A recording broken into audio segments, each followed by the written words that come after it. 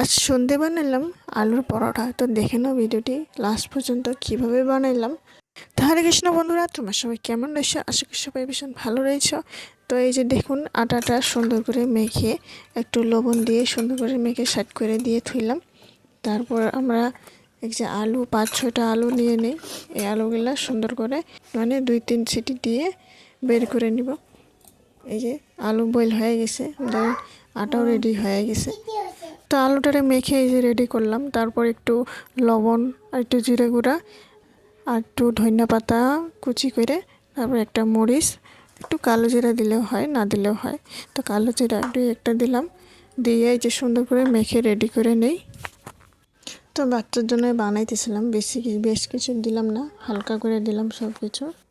তো আটাটা একটু বড়োভাবে ছিঁড়ে তারপরে এই যে বড়ো করে একটু মাঝখানে একটু খাল করে, তারপরে এই যে আলু ওজনটা বানিয়ে রাখছিলাম এটা মাঝখানে দিয়ে সুন্দর করে ভরে মুখটারে বন্ধ করে গোল গোল করে নিয়ে আটা দিয়ে সুন্দর করে রুটির মতো ডলে নিয়ে নিব।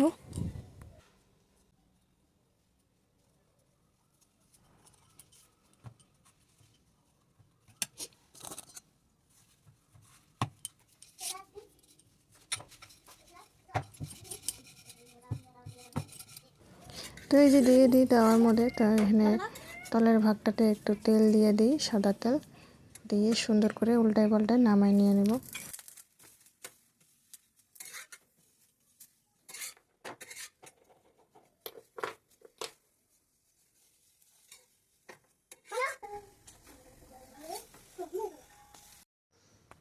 খাও, যাও নিয়ে খাও, ওইখানে বসে খাও, এখানে বসে খাও, যাও। আচ্ছা মাম্মা, এরকম এরকম এরকম করে দাও, এরকম এখানে দেখায় দাও তিত্তি। তো বন্ধুরা, আজকের রেসিপি কেমন লেগেছে একবার লাইক কমেন্ট শেয়ার সাবস্ক্রাইব করে জানাবেন। আশা করি নেক্সট ভিডিওতে দেখাবো। আজকের জন্য টাটা, বাই বাই।